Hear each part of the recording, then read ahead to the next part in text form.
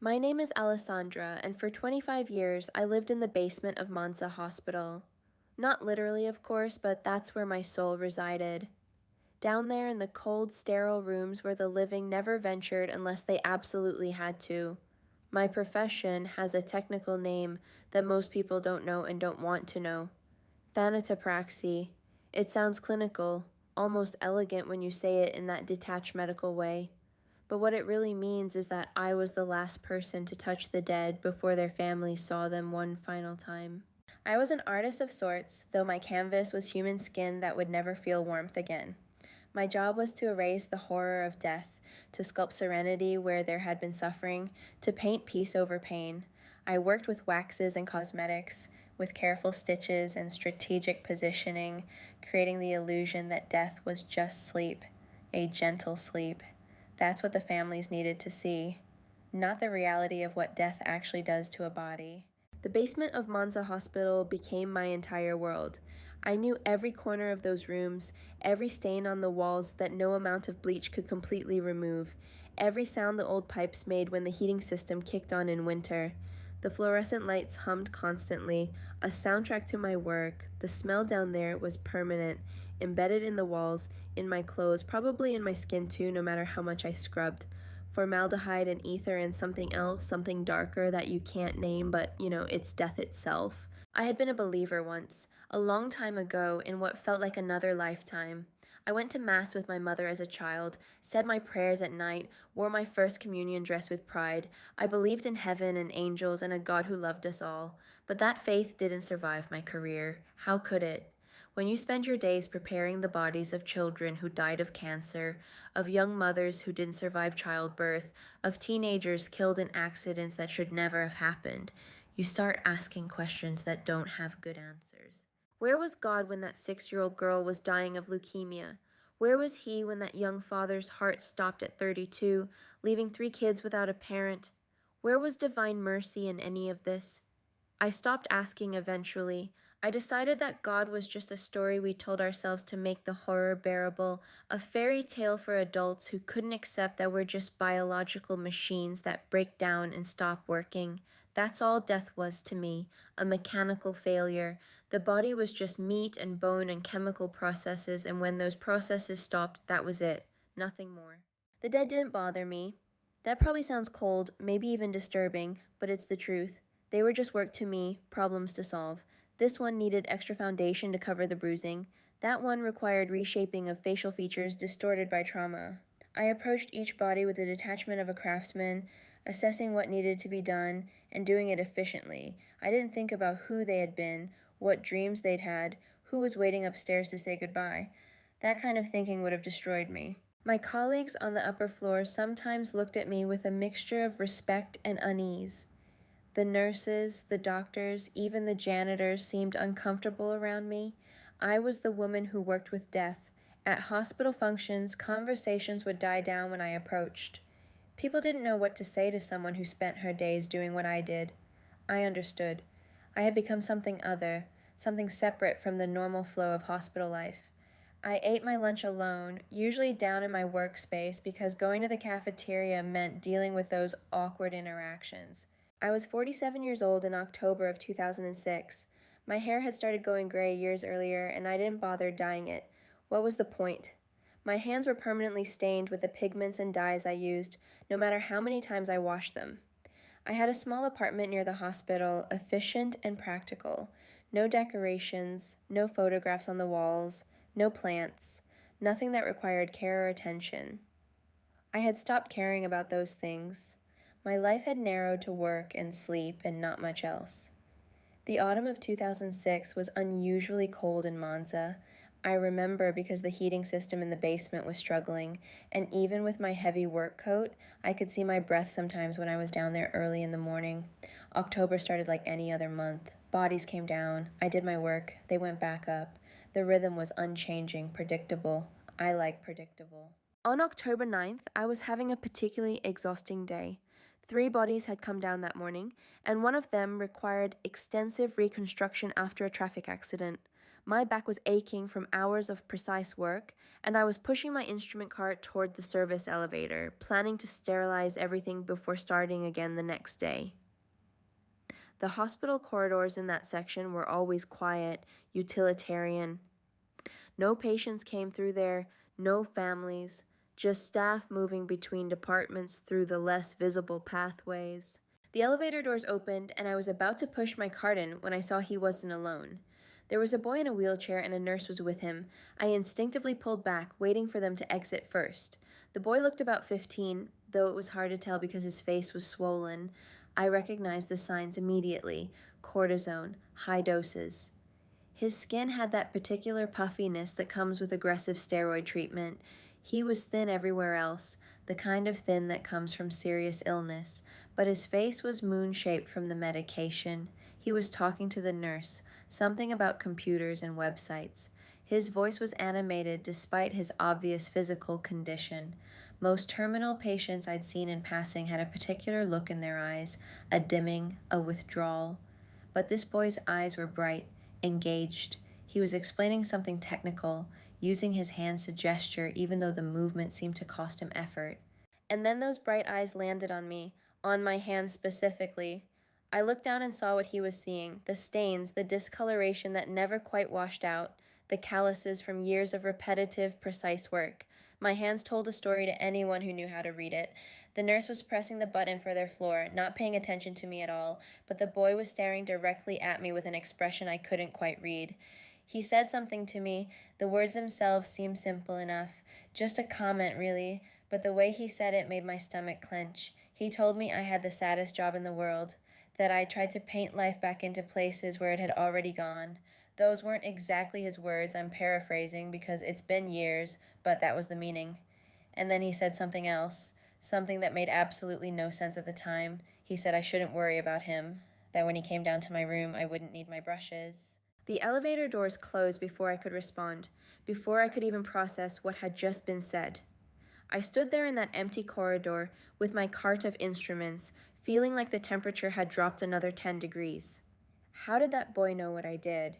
My work area was in a completely different section. The thanatopraxy department wasn't labeled, wasn't advertised. Families never came down there. Patients certainly didn't. We were invisible by design. And what did he mean about coming down to my room? Was it just the rambling of a sick teenager, maybe high on pain medication? But he hadn't seemed confused or disoriented. He'd seemed perfectly lucid, perfectly aware. And that comment about not needing my brushes, that was too specific, too knowing. I tried to shake it off as I finished my route to the sterilization area, but his words kept circling in my mind like birds that wouldn't land. I asked around the next day, casually, trying not to seem too interested. One of the pediatric nurses knew who I was talking about. Carlo Acutis, she said. 15 years old. Acute leukemia, the aggressive kind.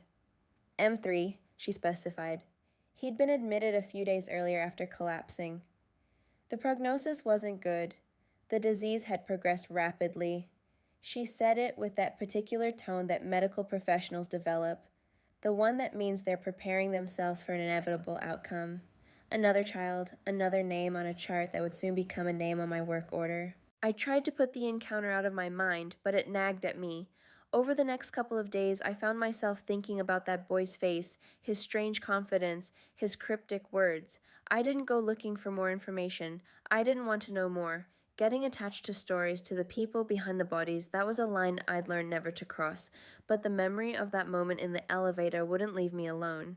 Before I continue, I'm really curious. Where are you watching this from? Drop your city or country in the comments below. I love seeing how far these stories reach. And if you're finding value in this story, please hit that subscribe button.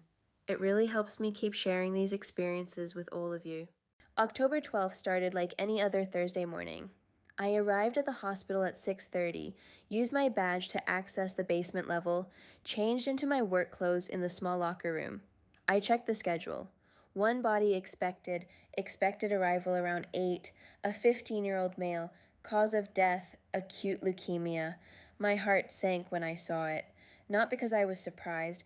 I'd known it was coming from the moment the nurse had told me about his prognosis, But there's something particularly cruel about a child's death, even for someone like me who had supposedly built up immunity to feeling. I began my preparations mechanically. I laid out the instruments I'd need.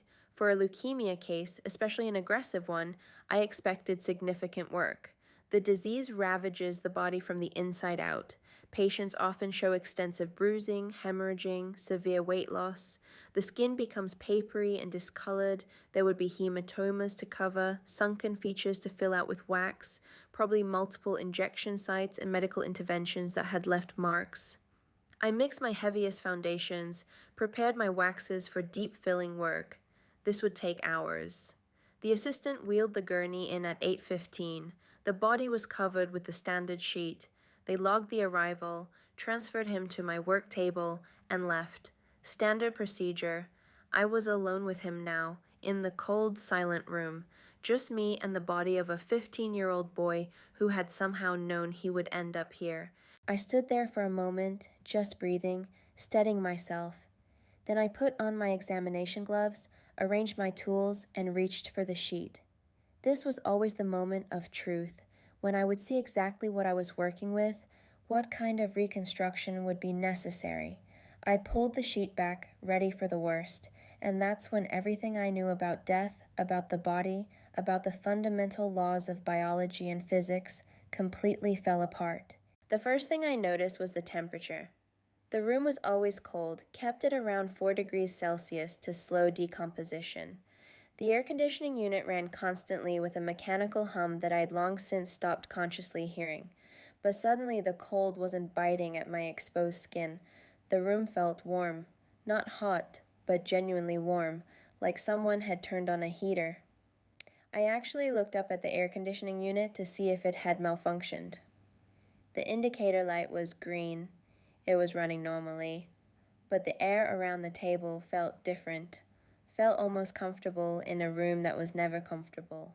Then there was the smell. My workspace always smelled the same, formaldehyde primarily, sharp, chemical, medical, the ether I used for cleaning, the various preservatives and solvents, all of it combined into a smell that was distinctly the smell of death, of chemicals fighting against decay. But now there was something else, something sweet, floral. It reminded me of the garden my grandmother had kept when I was a child, the way it smelled in late spring when everything was blooming, violets and lilies specifically. That's what I could smell, impossibly, in a basement room that had no windows, no plants, no source for such a scent. I thought maybe I was having a stroke, that some blood vessel in my brain had burst and I was hallucinating. I shook my head trying to clear it and looked down at the body on my table. Carlo Acutis lay there, and he didn't look dead. I know how that sounds. Believe me, I know. I had seen hundreds of bodies. I knew what death looked like. The grayish pallor as blood stopped circulating, the settling of features as muscles relax, the beginning of rigor mortis as proteins break down and muscles stiffen, the pooling of blood in the lowest points of the body creating dark purple patches called livor mortis. I knew all of this intimately, had worked with it, had compensated for it in my reconstructions for 25 years. But Carlo's skin wasn't gray. It was a healthy pink color, the kind of color you see in sleeping people, not dead ones. His face was peaceful, certainly, with that stillness that death brings, but the quality of his skin was all wrong. It looked alive. It looked soft and supple and elastic in a way that dead skin never is. Dead skin loses its moisture rapidly, becomes almost paper-like in texture, but his skin looked hydrated, healthy. I reached out, professional instinct taking over, to begin my assessment. I needed to check for rigor mortis to see how far advanced it was, because that would determine how I could position him, what work I could do. Death had been declared at 4 in the morning, about 4 hours earlier. Rigor typically begins 2 to 4 hours after death, starting in the smaller muscles and spreading. I expected his body to be stiffening, expected resistance when I tried to move his limbs. I lifted his left arm gently, and it moved. Not with the slight give you might find in very early rigor. It moved freely, smoothly, as if he were sleeping, as if his muscles were relaxed and functional. I set it down and tried the other arm. Same thing, completely flexible. I checked his legs, his neck. Everything moved naturally, easily. There was no rigor mortis at all. None. My hands were shaking now. This wasn't possible. This violated everything I knew about postmortem changes. 4 hours after death, there should be clear signs of rigor, especially in a young person whose death came after prolonged illness and the physical stress that entails. But there was nothing. His body felt like he had just fallen asleep and might wake up at any moment. I stepped back from the table, trying to rationalize what I was experiencing. Maybe the leukemia had affected his body chemistry in some way. Maybe the medications he'd been on had somehow delayed the normal processes. I had seen unusual cases before, bodies that didn't follow the typical timeline, but never anything like this, never a complete absence of rigor, never skin that looked this alive. I forced myself to continue with the examination. There was a small mark on his neck just above the collarbone, an IV site or catheter insertion point, probably from one of his final treatments. These marks typically required covering, sometimes stitching if the opening was significant. I took a sterile pad and pressed it gently against the mark to clean it, to see how much cosmetic work would be needed. When I pulled the pad away, there was blood on it. Fresh blood, red blood. Not the dark, almost black venous blood you sometimes see seeping from wounds in the recently deceased. Not the thick, coagulating blood that's been sitting still in a non-functioning circulatory system. This was bright red, arterial red, oxygenated red. The kind of red you only see in living blood. Blood that's being pumped through lungs that are breathing. Blood that's carrying oxygen to living tissue. I dropped the pad. It fluttered to the floor and I just stared at it, at that impossibly red stain. This was impossible. This couldn't be happening. Blood oxidizes after death. It darkens. It thickens. It doesn't stay bright red and fresh looking. There's no oxygen being added to it, no circulation moving it. But the blood I was looking at was the color of life, not death. And then, like an idiot, like someone who had completely abandoned all professional training and rational thought, I did something I had never done in 25 years of this work. I pulled off my right glove, my bare hand, and I reached out and placed my palm flat against his chest, right over where his heart should be. Warmth, not the cool temperature of a body 4 hours dead, not the cold of a body stored in refrigeration. Warmth, actual warmth, the kind of warmth that comes from metabolic processes, from cells consuming energy, from a body that's functioning. His chest was warm under my hand, and for a second, just a second, I could have sworn I felt a heartbeat, a gentle, slow thump under my palm. I jerked my hand back like I'd been burned. My breathing was rapid now, my own heart pounding so hard I could hear it in my ears. This wasn't possible. None of this was possible. Bodies cool after death, roughly 1.4 degrees Celsius per hour in normal conditions. The ambient temperature, the body's mass, various factors could affect that, but cooling was inevitable and predictable. Yet Carlo's body was warm to the touch, warm in a way that defied thermodynamics, that defied everything I knew about post-mortem changes. I looked at his face again, really looked at it, the peaceful expression, the healthy color, the way his skin seemed to almost glow in the harsh fluorescent lighting. And I remembered his words from 3 days earlier in that elevator, that I wouldn't need my brushes, that I shouldn't worry about him. I stumbled backward until my back hit the wall. My legs felt weak. I slid down to sitting on the cold floor, which was the only thing in that room that felt the right temperature. I sat there staring at the body on my table, and 25 years of certainty crumbled. 25 years of knowing that death was the end, that the body was just meat and chemistry, that there was nothing beyond this material existence. All of it crumbled in that moment, because what I was looking at wasn't just an unexplained medical phenomenon.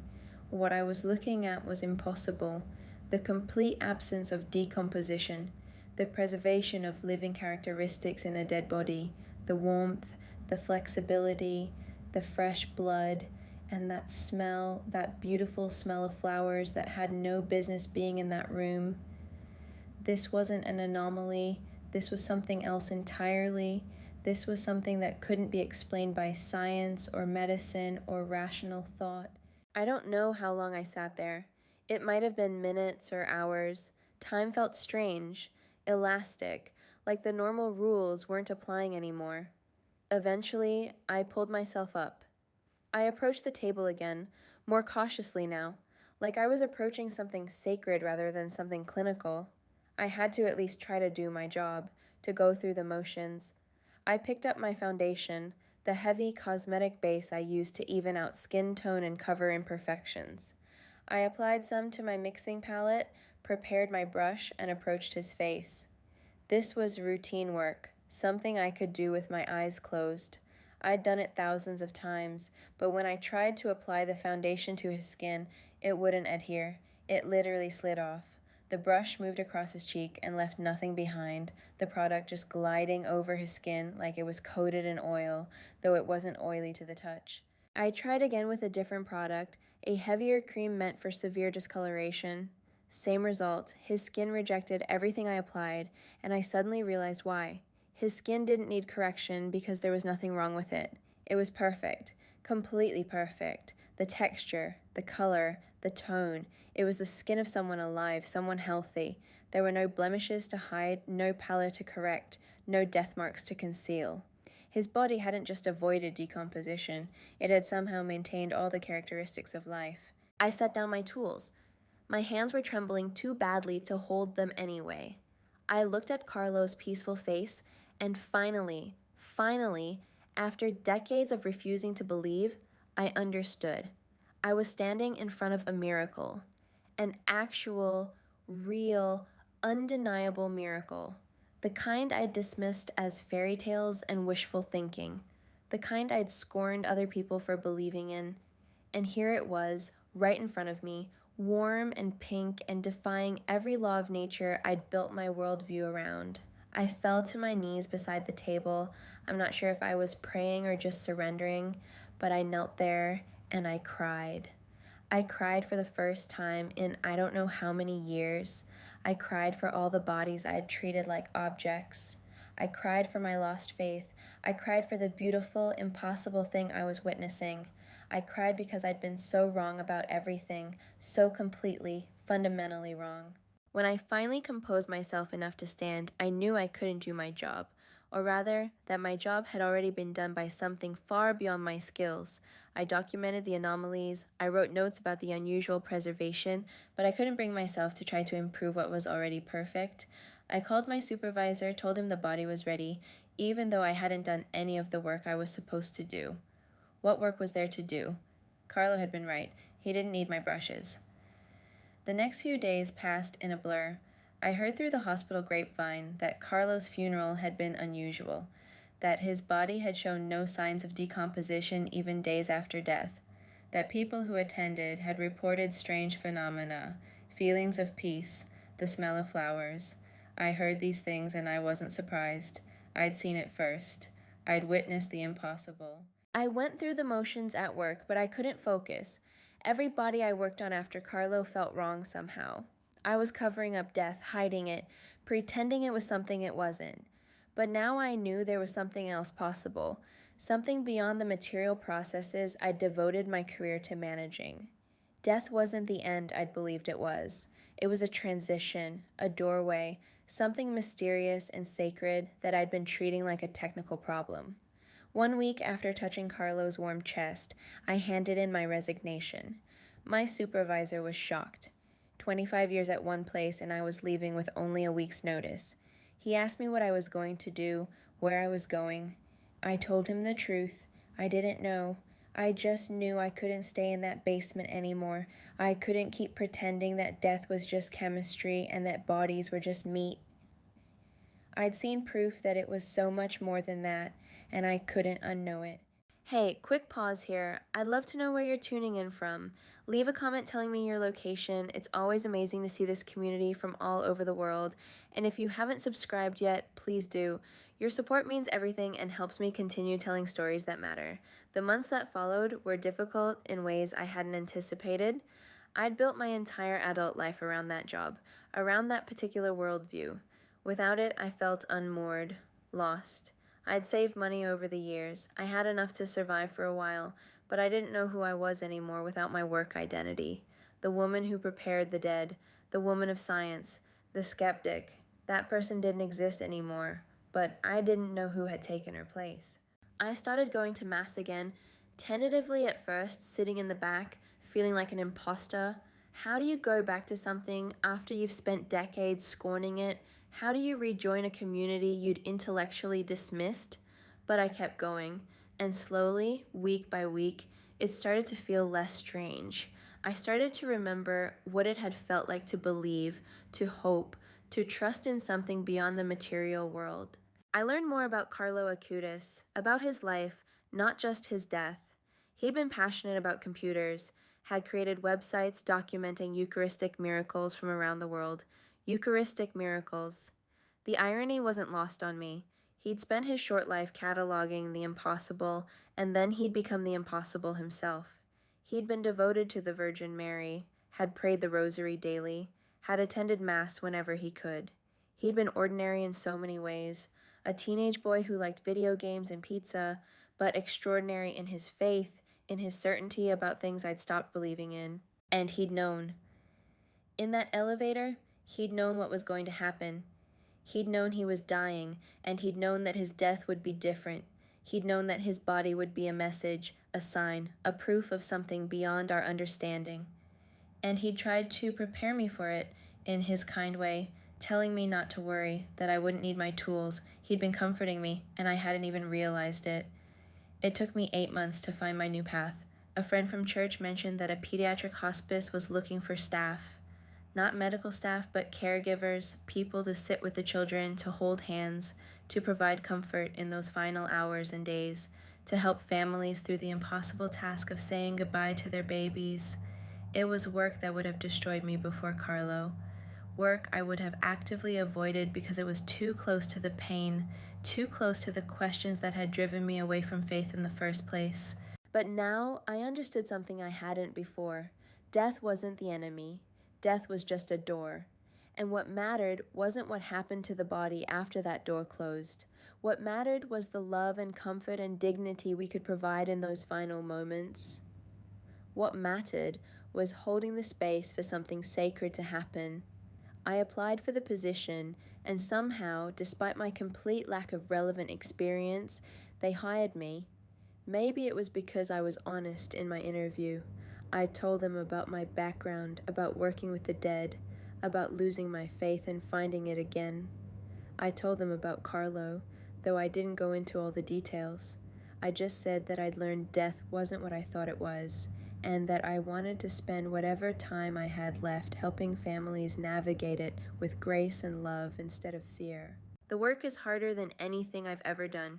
Sitting with a dying child, holding their small hand, seeing the fear and pain in their parents' eyes. It tears at me in ways that working with bodies never did, because now I'm present for the whole story, not just the clinical aftermath. I see the love, the hope, the desperate prayers, the grief. I see families falling apart and somehow holding together at the same time. I see siblings trying to understand why their brother or sister is leaving. I see grandparents outliving their grandchildren, which feels like a violation of the natural order.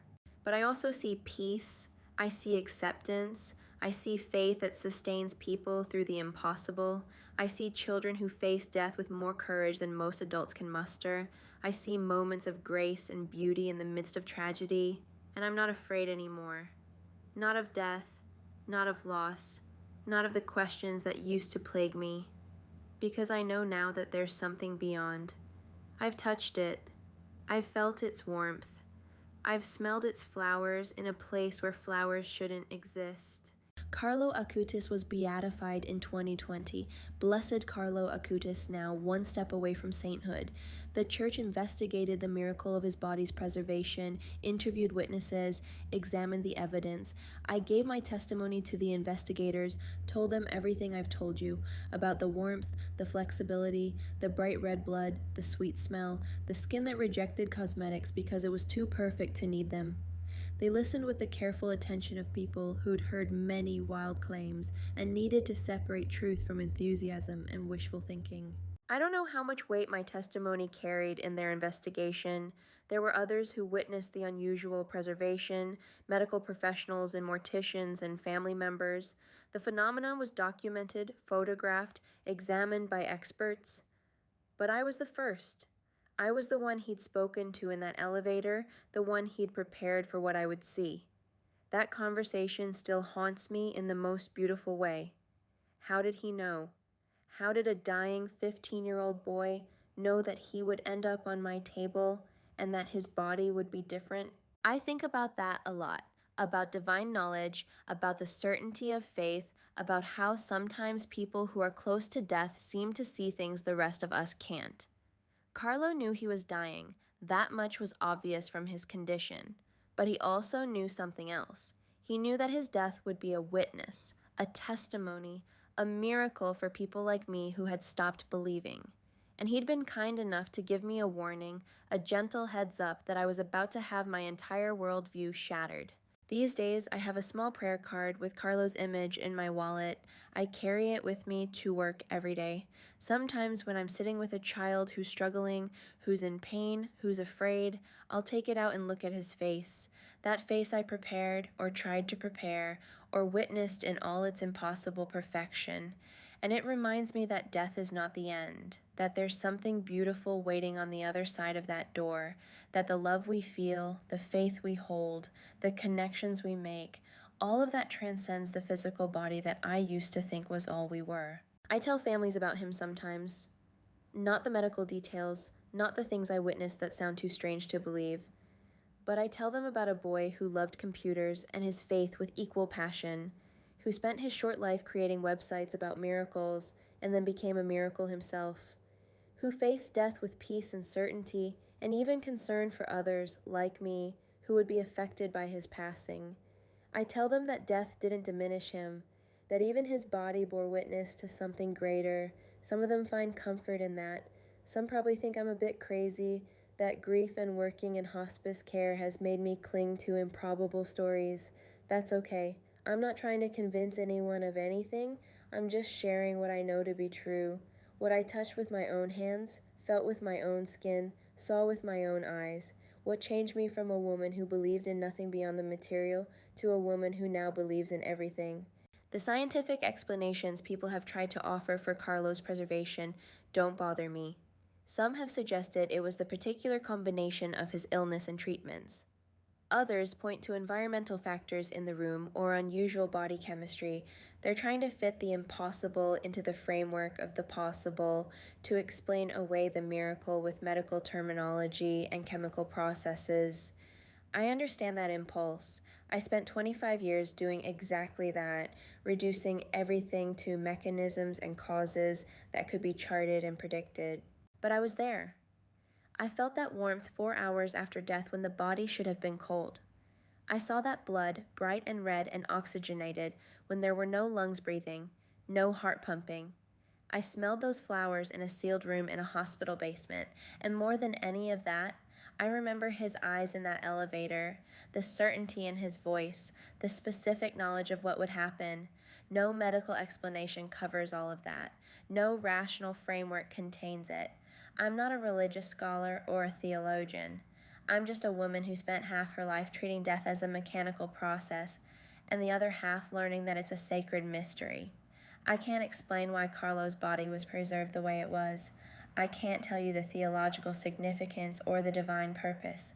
All I can tell you is what I experienced, what I witnessed, what transformed me. There's a moment in every shift at the hospice when I question whether I can do this work.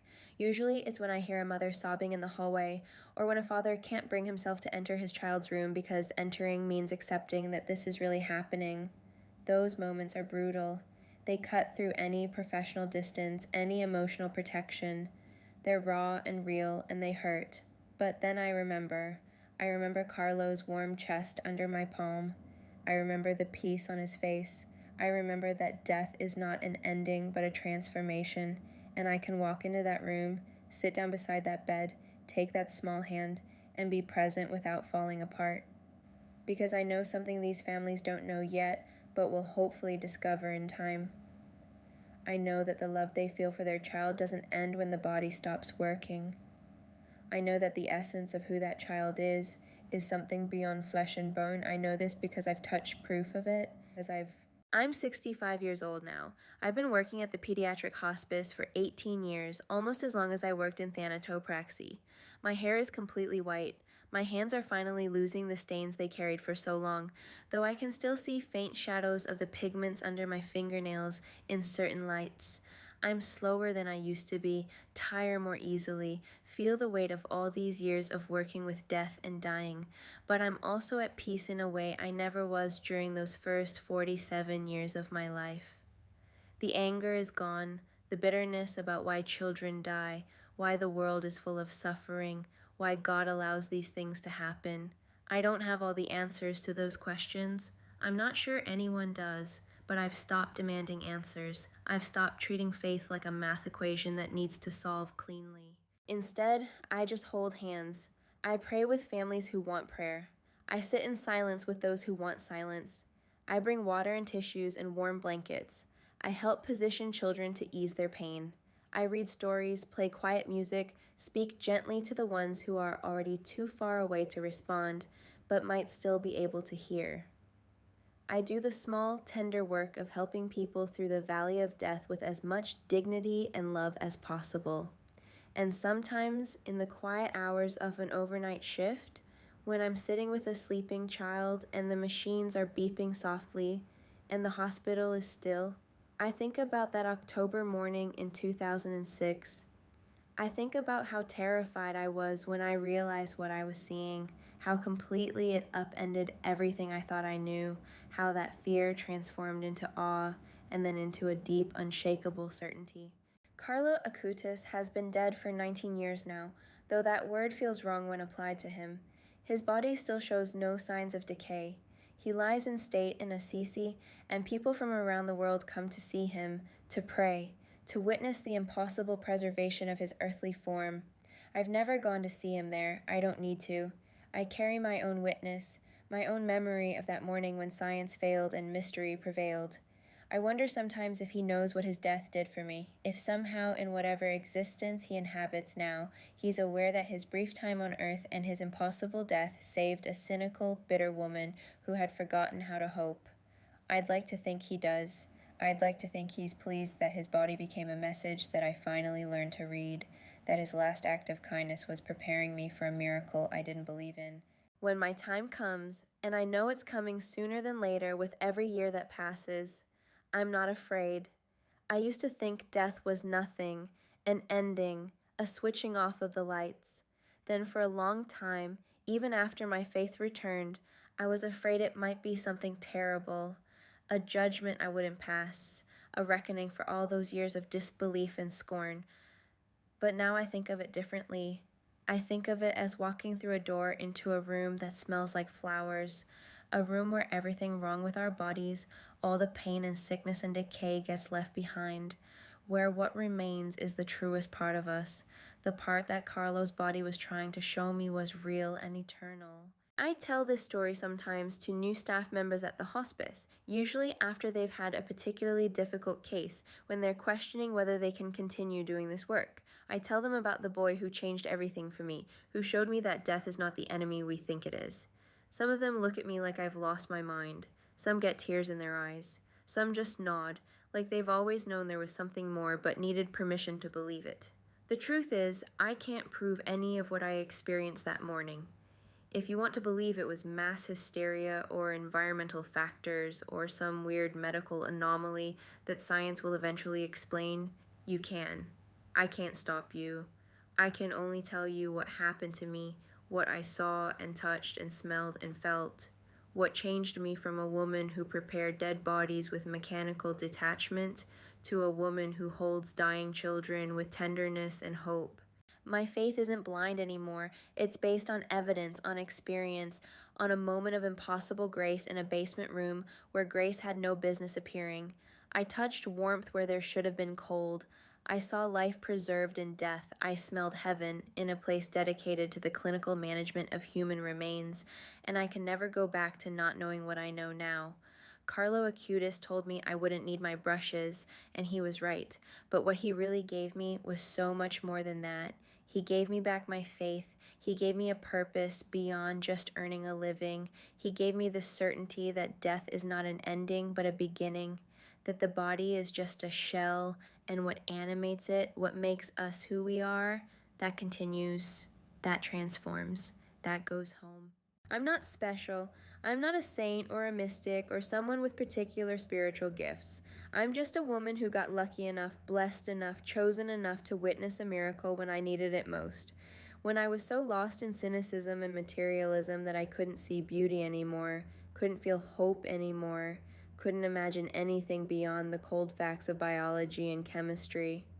Carlo's death cracked that shell open and let light back in. So when I sit with families now, when they ask me how I do this work, how I face death every day without falling apart, I tell them the truth. I tell them I'm not facing death. I'm bearing witness to transformation. I'm holding space for a sacred moment that I'm privileged to be part of. I'm watching souls go home, and while the grief is real and the loss is terrible, I know it's not the end of the story. It's just the end of a chapter. That knowledge, that certainty, that's Carlo's gift to me. A gift from a 15-year-old boy who died of leukemia, but whose body testified to eternal life. Who knew he would end up on my table and took the time, days before his death, to gently prepare a cynical mortician for the impossible. Who showed mercy to someone who didn't believe in mercy. Who performed a miracle for someone who didn't believe in miracles. I'll carry that gift with me for whatever time I have left. And when my own time comes, when I walk through that door, I hope I'll see him there. I hope I'll be able to thank him properly for what he did for me, for who he helped me become. I hope he'll smile that bright smile I saw in the elevator and tell me he knew all along that I'd understand eventually, that I'd stop trying to paint life onto death and instead start seeing the life that death can't touch. That's my story. That's what happened to me in October 2006. That's why I left a career I devoted 25 years to and started over in my late 40s. That's why I'm not afraid anymore. Because I know what waits on the other side of death. I've touched it. I've felt its warmth.